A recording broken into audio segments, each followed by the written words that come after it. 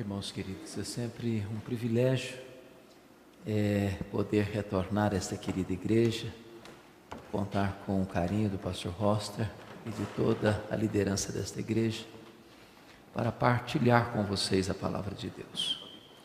O texto que nós vamos ler está em Romanos capítulo 8, verso 29 ao verso 39. Romanos 8, 29 a 39. Esse texto diz o seguinte: porquanto aos que de antemão conheceu, também os predestinou para serem conformes à imagem de seu Filho, a fim de que ele seja o primogênito entre muitos irmãos. E aos que predestinou, a esses também chamou. E aos que chamou, a esses também justificou. E aos que justificou, a esses também glorificou. Que diremos, pois, à vista destas coisas? Se Deus é por nós, quem será contra nós? Aquele que não poupou o seu próprio Filho, antes por todos nós o entregou, porventura não nos dará graciosamente com ele todas as coisas? Quem tentará acusação contra os eleitos de Deus? É Deus quem os justifica. Quem os condenará? É Cristo Jesus quem morreu, ou antes, quem ressuscitou, o qual está à destra de Deus e também intercede por nós. Quem nos separará do amor de Deus que está em Cristo? Será tribulação? Ou angústia? Ou perseguição? Ou fome? Ou nudez? Ou perigo? Ou espada? Como está escrito, por amor de ti somos entregues à morte o dia todo. Fomos considerados como ovelhas para o matadouro. Em todas estas coisas, porém, somos mais que vencedores, por meio daquele que nos amou. Porque eu estou bem certo de que nem a morte, nem a vida, nem os anjos, nem os principados, nem as coisas do presente, nem do porvir, nem os poderes, nem a altura, nem a profundidade, nem qualquer outra criatura poderá separar-nos do amor de Deus, que está em Cristo Jesus, nosso Senhor. Amém. Todos vocês têm plena consciência de que Paulo foi certamente o maior bandeirante do cristianismo, o maior expoente da pregação do Evangelho, talvez de todos os séculos, o maior teólogo, o maior evangelista, o maior missionário, o maior plantador de igrejas, o grande escritor, inspirado pelo Espírito Santo do Novo Testamento.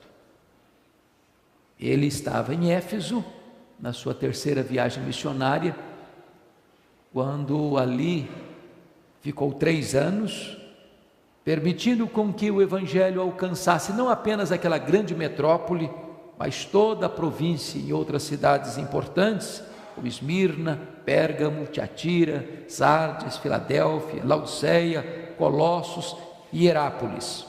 Agora Paulo está retornando a Jerusalém para levar uma oferta que ele levantou entre as igrejas gentílicas para os pobres da Judéia, e enquanto caminha para Jerusalém, é que ele escreve esta robusta epístola, talvez, certamente diríamos, o maior tratado teológico de todo o Novo Testamento.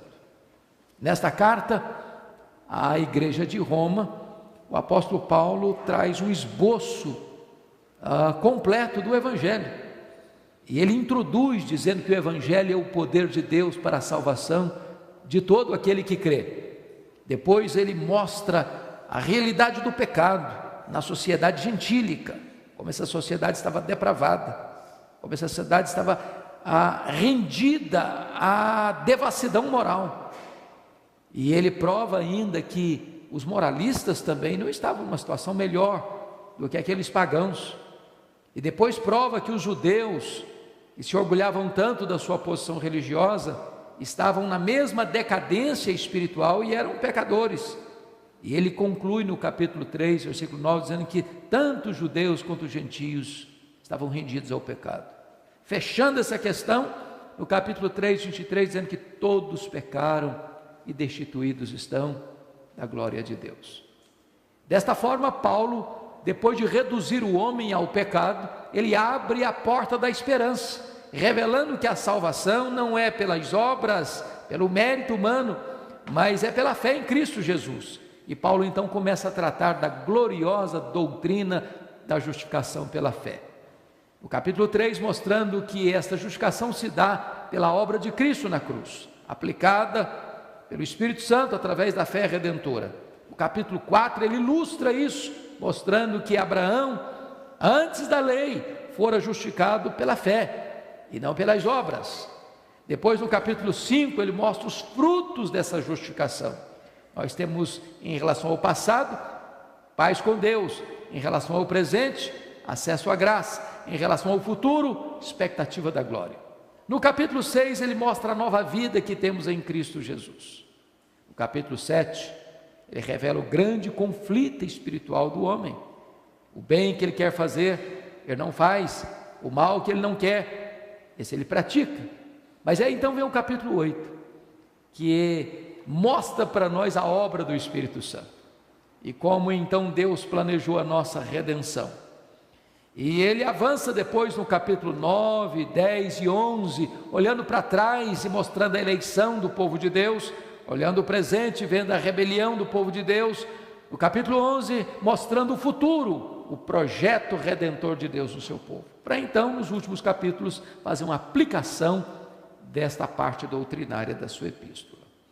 Neste capítulo de número 8, o texto que nós lemos, Paulo vai fazer 5 afirmações, talvez as mais gloriosas afirmações do cristianismo, e depois fazer 5 perguntas retóricas, para reforçar ainda mais as 5 afirmações que acabara de fazer.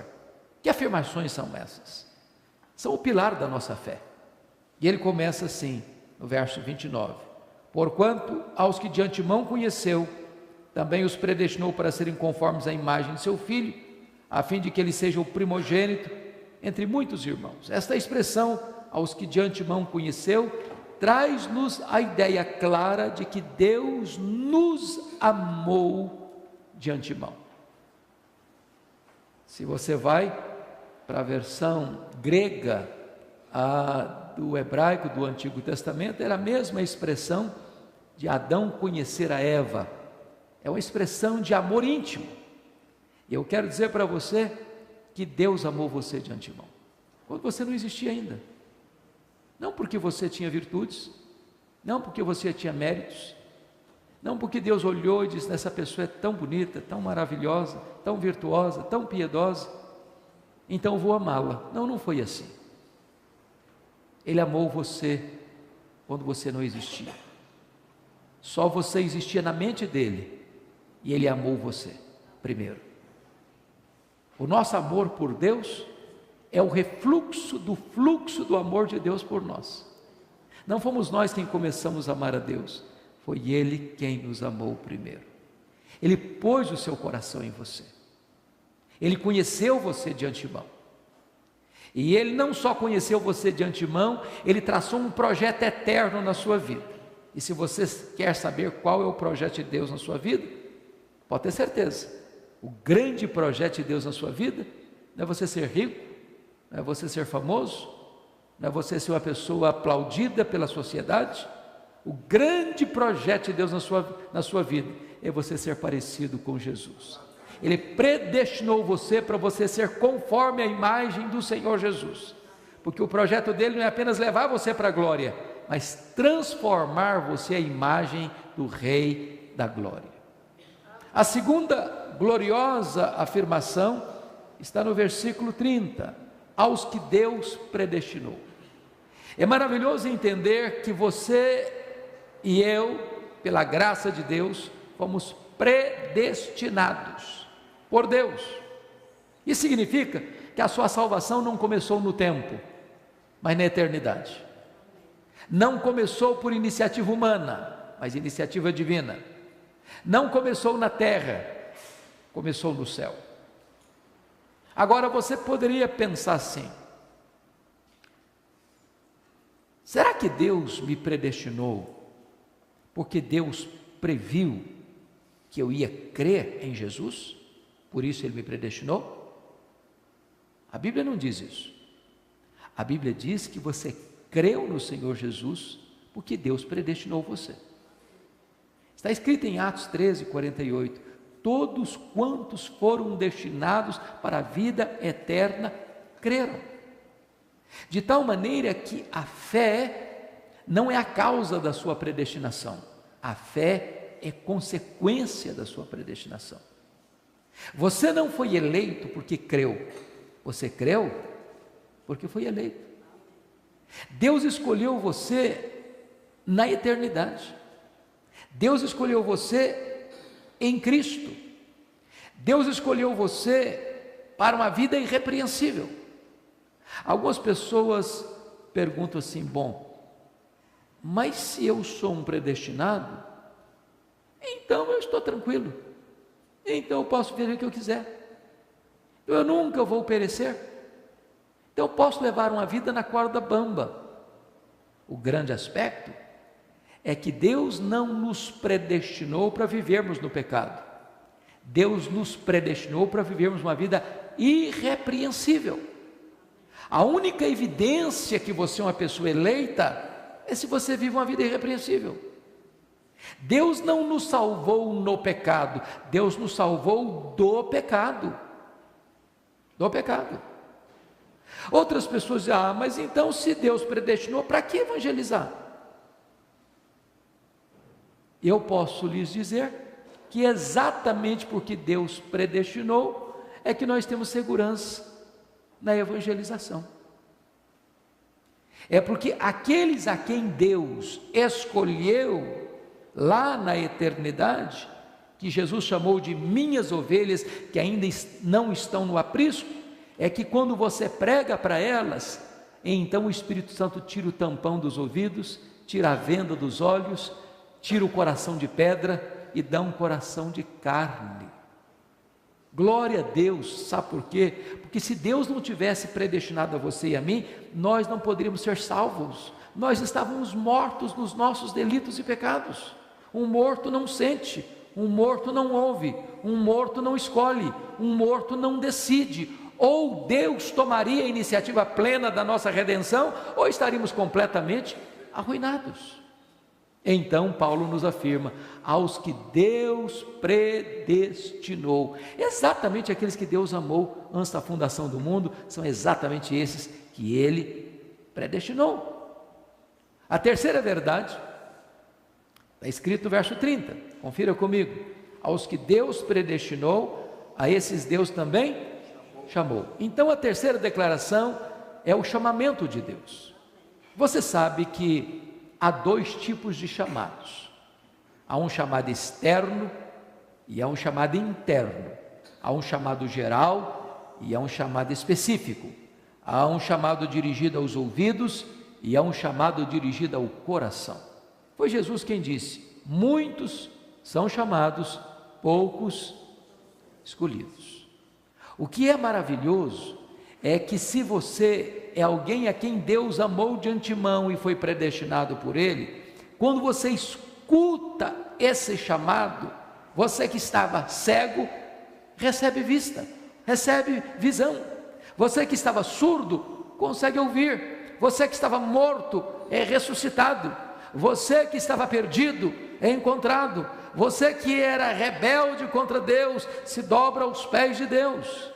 Deus chama, e chama eficazmente, e a sua voz é poderosa. O Senhor Jesus Cristo disse: as minhas ovelhas ouvem a minha voz e me seguem. Eu lhes dou a vida eterna, e jamais perecerão eternamente, e ninguém as arrebatará das minhas mãos. Se eu pudesse ouvir todos vocês nesta noite, cada um teria uma história diferente para contar como veio a Cristo.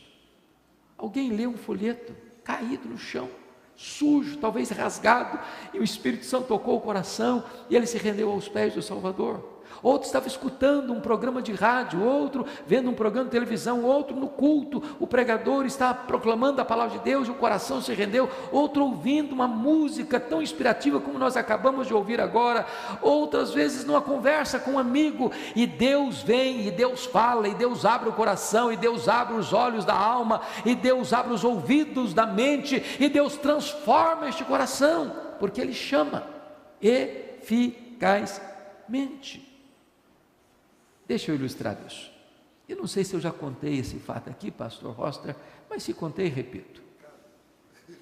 Eu estava numa segunda-feira no gabinete pastoral, na primeira igreja presbiteriana de Vitória. Quando chega um senhor dos seus 30 e poucos anos, bateu a porta e disse: eu posso falar com o senhor? Eu disse: sim, claro que o senhor pode. Ele me disse: eu estive aqui no culto ontem à noite, domingo à noite. Eu disse: que bom que o senhor veio. O senhor será sempre bem-vindo aqui. Ele me disse: mas eu não vim participar do culto. Eu perguntei: mas então, o que o senhor veio fazer? Ele me respondeu: eu era um traficante. Eu vim aqui ontem roubar um carro. Os carros ficavam estacionados, alguns carros, na frente do templo, na rua. E eu perguntei: mas o que houve então? Ele me disse: enquanto eu estava olhando que carro eu roubaria, eu escutei uma música que brotou de dentro do templo. E eu fui arrastado irresistivelmente por esta canção. E do jeito que eu estava com meu revólver 38 na cintura, eu entrei. E quando eu entrei, a palavra de Deus entrou como uma espada no meu coração. Eu fui tomado de convicção de pecado. Ali mesmo eu me rendi aos pés do Salvador. Eu saí chorando para casa. Quando eu cheguei em casa, minha mulher me perguntou: ô Ricardo, alguém te machucou? Alguém te feriu? E eu respondi ontem para ela: pastor, não, mulher, aquele homem que você conhecia morreu, eu sou um novo homem, eu sou uma nova criatura, Jesus mudou a minha vida. Deus chama na rua, chama no campo de futebol, chama na boate, chama no hospital, chama dentro da igreja, chama onde Ele quiser, porque a sua voz é poderosa, e o chamado de Deus é irresistível. A quarta declaração gloriosa está aqui no verso 30. E aos que Deus predestinou, a esses Deus também justificou. É a justificação.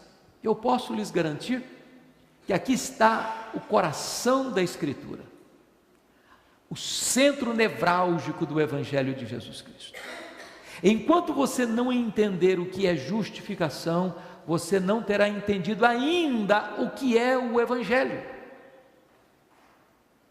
A Bíblia diz que todos pecaram e destituídos estão da glória de Deus. Todos, grandes, pequenos, homens, mulheres, judeus, gentios, ricos, pobres, doutores, analfabetos, crentes e descrentes, todos pecaram. Todos.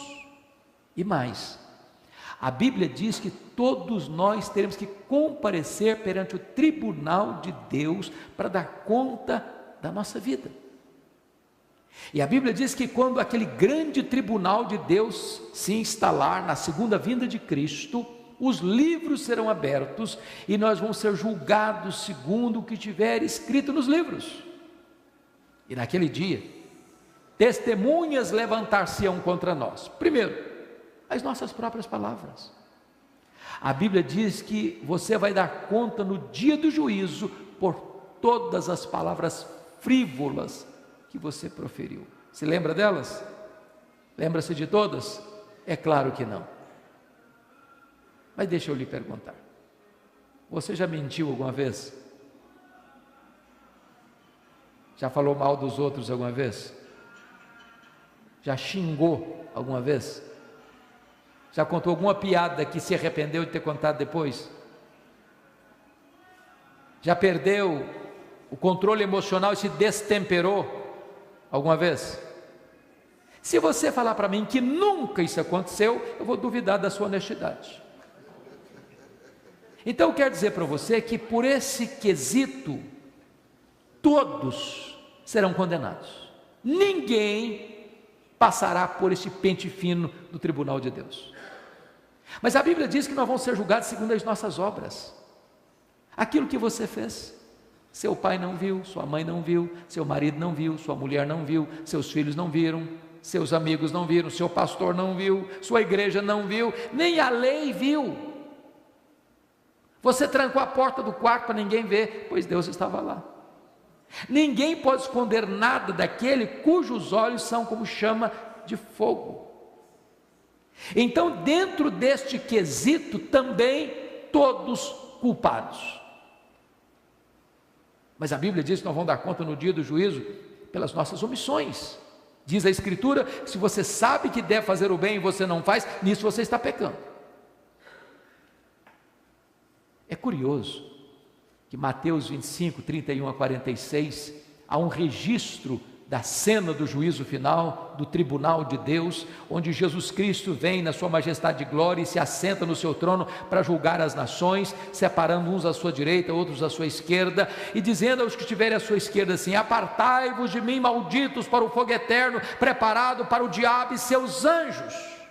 E você pergunta: o que é que essas pessoas fizeram? E a resposta é: nada, só deixaram de fazer. Todos os pecados elencados ali eram pecados de omissão. Estive com fome, não me deste comer, com sede, não me deste beber, nu e não me vestiste, preso, não fostes ver-me, doente, não me visitaste, forasteiro e não me abrigaste. Em outras palavras, você pode estar dentro da sua casa, não falando mal de ninguém, não fazendo mal para ninguém e cometendo um terrível pecado de omissão. Mas pior, pasmem vocês, no quesito também da omissão ninguém escapa. Porém, há um outro quesito, que é peculiaridade do tribunal de Deus. A Bíblia diz que também nós vamos dar conta no dia do juízo pelos nossos desejos e pensamentos. Deus julgará o segredo do coração dos homens.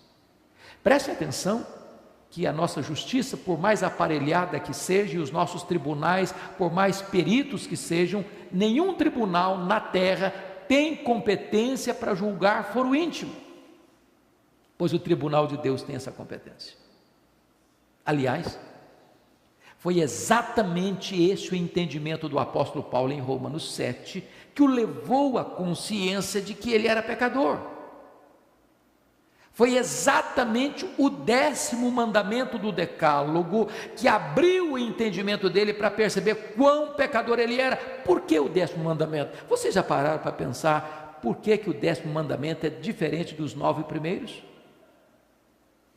Os 9 primeiros mandamentos do decálogo tratam de pecados objetivos, que qualquer tribunal da terra pode olhar, legislar e julgar. Por exemplo, não terás outros deuses, não farás imagem de escultura, não tomarás o nome do Senhor teu Deus em vão, lembra-te do dia do Senhor para o consagrar, honra teu pai e tua mãe, não matarás, não adulterarás, não furtarás, não dirás falso testemunho. Esses mandamentos aqui proíbem pecados que você e eu estamos vendo todo dia e toda hora.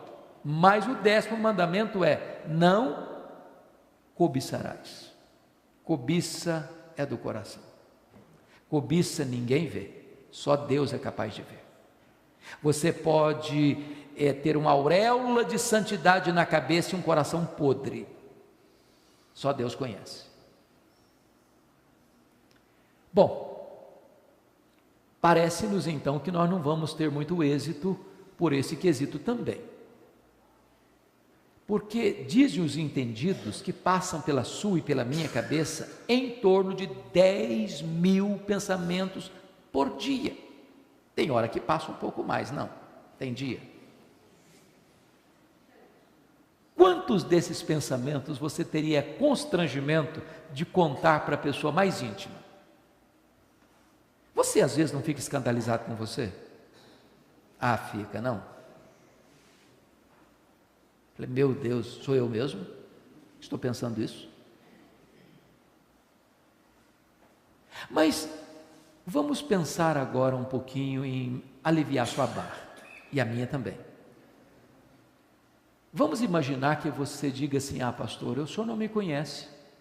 Eu fui convidado para vir no Conexão aqui na Unida, eu gostei tanto desse lugar tão lindo. Mas eu esperava escutar uma coisa mais light hoje. O senhor está pegando muito pesado, não estou gostando dessa brincadeira não. Eu sou uma boa pessoa, sou um bom marido, sou uma boa esposa, sou um bom pai, sou um bom filho, sou uma boa mãe, sou um bom cidadão, sou até um bom cristão. Até dizimista eu sou. O senhor não me conhece. Então eu vou colocar você numa posição muito privilegiada. Vamos imaginar que você seja a melhor pessoa da cidade de São Paulo, do estado de São Paulo, do sudeste brasileiro. Vamos imaginar que você seja a melhor pessoa do Brasil, da América do Sul, da América Latina. Você seja a melhor pessoa do mundo. Vamos imaginar que você não peque nenhuma vez durante um dia inteiro, nem por palavras, nem por obras, nem por omissão. E dos 10.000 pensamentos por dia, vamos imaginar que você tenha 9.997 pensamentos bons, só 3 pensamentos pecaminosos por dia, você já seria quase um anjo ambulante. Mas se você tiver 3 pecados por dia, no final de um mês, quantos pecados você terá? 90 pecados. E no final de um ano? Bom, aí quem não passou o Kumon não vai saber fazer essa conta. 90 vezes 12 dá 1.080. Vamos abaixar para 1.000 para melhorar a sua situação ainda. Se eu tivesse só 3 pecados por dia, eu estaria hoje com 60.000 pecados. O doutor Edgar é juiz de direito, está aqui conosco, muito obrigado pela sua presença. Imagine um réu assentando-se na cadeira de réu, e o advogado de acusação ou o promotor, pelos autos do processo, provar que aquele réu cometeu 60.000 violações da lei. Diria você, bom, isso é um caso indefensável. Indefensável.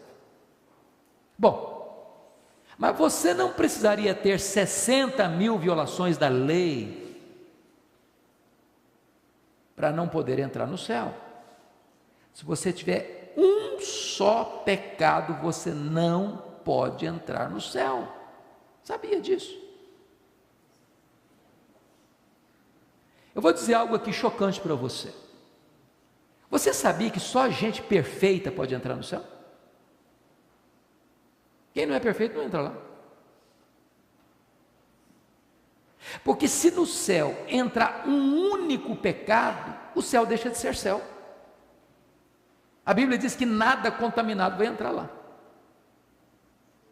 Talvez você ainda argumente, pastor, eu não estou gostando dessa linha de raciocínio também não. Porque veja bem, eu faço muita coisa boa. Se eu botar na balança, é mais coisa boa do que coisa ruim. O grande problema é que a lei exige de você perfeição. Sabe o que a Bíblia diz em Tiago? Se você guardar toda a lei e tropeçar num único ponto, você é culpado da lei inteira. Por isso a Bíblia diz em Gálatas: maldito é aquele que não perseverar em toda a obra da lei para cumprir. Aí você pode argumentar, bom, mas isso é injusto, que eu faço coisa boa. O problema é que você não consegue manter o padrão da perfeição, e eu vou ilustrar isso.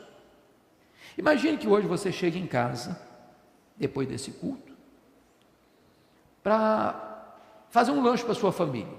Aí você abre a geladeira e resolve fazer um omelete. Pega 10 ovos, bota uma grande frigideira no fogo, porque a família é grande, e você quebra os 9 primeiros ovos, a gema bonita, vermelhinha. Quando você quebrou o 10º ovo, ele estava podre, caiu lá. E eu pergunto a você, quanto do omelete você estragou? Todo ele, mas só tinha um ovo estragado. É que você comprometeu o padrão da perfeição. Você faz 9 coisas boas, faz uma errada, estragou o padrão da perfeição. Você é culpado da lei inteira. Talvez você argumente, pastor, se o negócio é desse jeito, então eu estou frito. Se você pensou isso, parabéns, é isso mesmo. Não há a mínima chance de você ser salvo pelas suas obras, pelos seus méritos, pelos seus predicados morais. Mas eu tenho uma boa notícia para vocês hoje. É que aquilo que você não pode fazer, Deus fez por você. De que maneira? Enviando o seu Filho, Jesus Cristo, como seu representante, como seu fiador, como seu substituto. Diz a Bíblia que quando Jesus Cristo foi para a cruz, diz Pedro na sua primeira carta, capítulo 2, 24, que ele foi carregando sobre o seu corpo no madeiro os nossos pecados. Diz o profeta Isaías 53 que quando ele estava naquela cruz, Deus lançou sobre ele a iniquidade de todos nós. Naquele momento, diz a Bíblia, que não havia beleza nele, até o sol escondeu o rosto dele. Houve trevas ao meio-dia. O próprio Pai o desamparou naquela cruz. Ele foi feito pecado por nós, maldição por nós. E quando todo o nosso pecado estava sobre ele, agradou ao Pai moê-lo. E ele então, naquela cruz, dá um grande brado: está consumado, está pago, tetelestai. E nesse momento ele pegou o escrito de dívida que era contra você, rasgou, anulou e o encravou na cruz, de tal forma que todo aquele que nele crê está justificado. Mas é muito importante você entender ainda que justificação é muito mais do que perdão. Perdão é um conceito negativo e justificação é um conceito positivo. Eu ilustro. Imagine que você devesse R$1 milhão e você está falido sem 1 centavo. Imagine que alguém vá lá e deposite na sua conta R$1 milhão e a sua dívida é quitada. Você não deve mais nada. Você está livre. Isso é perdão. Mas se você estava quebrado você continua, só não tem mais dívida. Justificação é um outro conceito, positivo. E Paulo ilustra isso na sua segunda carta aos Coríntios, capítulo 5, 18 a 21, da seguinte maneira: houve 3 transações na cruz. Primeira transação: Deus estava em Cristo reconciliando consigo o mundo, não imputando aos homens as suas transgressões. A palavra imputar é botar na conta de. Quando Deus estava reconciliando você com Ele, Deus não botou na sua conta a sua dívida. Que dívida? Impagável. Na ilustração da parábola de Jesus, 10.000 talentos. Sabe o que significa 10.000 talentos? 350 mil quilos de ouro. Sabe quanto tempo um homem tinha que trabalhar no primeiro século para ganhar 10.000 talentos? 150 mil anos. Com isso, Jesus estava dizendo o seguinte: a dívida que o homem tem com Deus é o quê? Impagável. Sabe o que Deus fez com essa dívida? Não botou essa dívida na sua conta. Mas se Deus não botou essa dívida na sua conta, botou na conta de quem? Do seu filho. Do seu filho. Sabe o que aconteceu com ele? A Bíblia diz que aquele que não conheceu o pecado, Deus o fez pecado por nós. A minha dívida ele assumiu. Ele morreu não porque ele foi uma vítima do sistema romano ou judaico. Diz Paulo que ele morreu pelos nossos pecados segundo as Escrituras. Ele quitou a nossa dívida na cruz. Quitou a nossa dívida na cruz. Mas agora vem a terceira transação. Está escrito em 2 Coríntios 5, 21, que aquele que não conheceu o pecado, Deus o fez pecado por nós, para que nele nós fôssemos feitos o quê? Justiça de Deus. Sabe o que aconteceu? Justificação não é um processo, é um ato. Justificação não tem graus. Em outras palavras, o crente que acabou de nascer de novo está tão justificado como aquele crente que tem 50 anos de vida cristã. É um ato declaratório de Deus no tribunal de Deus, que você que crê no Senhor Jesus está quites da sua dívida, está justificado. Mas sabe o que acontece quando você é justificado? Não só Deus não pôs a sua conta na sua dívida, não só Jesus pagou a sua dívida, agora Deus vai lá no tribunal do céu, puxa a sua ficha nesse tribunal e faz um depósito infinito na sua conta. Toda a justiça de Cristo está depositada na sua conta. Você tem um crédito infinito. É como aquele tabernáculo que foi feito de madeira de acácia, e Deus agora manda revestir a madeira de acácia de ouro puro. Quem olha não vê mais madeira, só vê ouro. Quando Deus olha para você agora, Ele não vê o seu pecado, Ele vê a justiça de Cristo cobrindo você. Significa que você está justificado. E nós já lemos no culto hoje: já nenhuma condenação há mais para aqueles que estão em Cristo Jesus, nosso Senhor. Então o que Paulo está nos ensinando? Aos que Deus predestinou, a esses Deus também chamou. Aos que Deus chamou, a esses Deus também o quê? Justificou. Agora vamos para a última declaração, a quinta declaração, versículo 30. E aos que Deus justificou, a esses também glorificou. Bom, o verbo glorificar aqui, eu vou perguntar para vocês que são bons em língua portuguesa.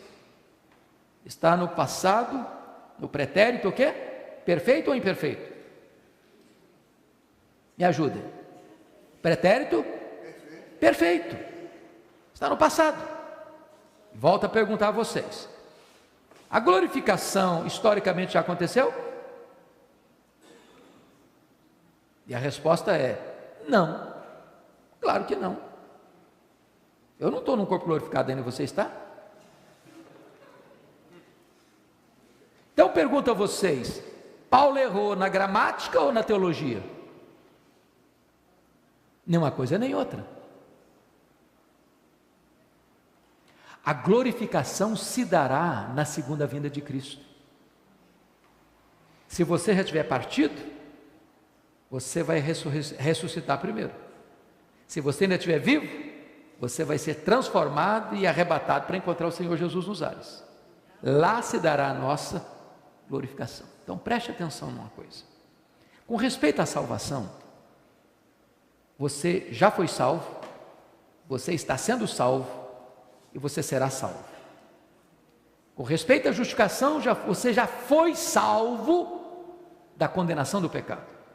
Com respeito à santificação, você está sendo salvo do poder do pecado. Mas com respeito à glorificação, você será salvo da presença do pecado. Mas por que Deus conheceu você de antemão? Porque Deus predestinou você? Porque Deus chamou você? Porque Deus justificou você? Na mente de Deus e nos decretos de Deus, você já está glorificado.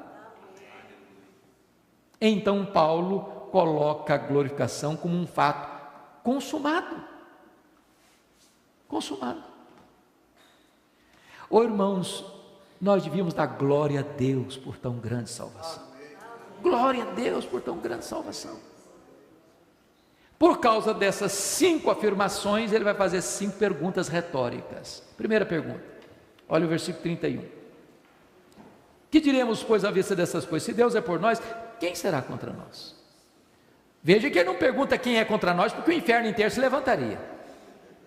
A pergunta é: se Deus é por nós, ainda que o inferno inteiro se levante contra nós, nós já somos mais do que vencedores. Você e Deus são maioria absoluta. É impossível que alguém prevaleça sobre você, contra você, porque Deus é por você.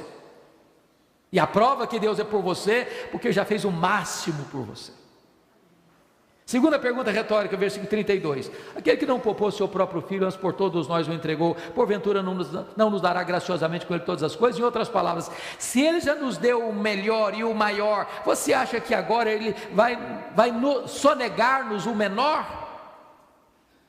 Se ele já nos deu o seu filho, você acha que agora vai nos largar no meio do caminho? Ô irmãos, por que isso aqui é importante?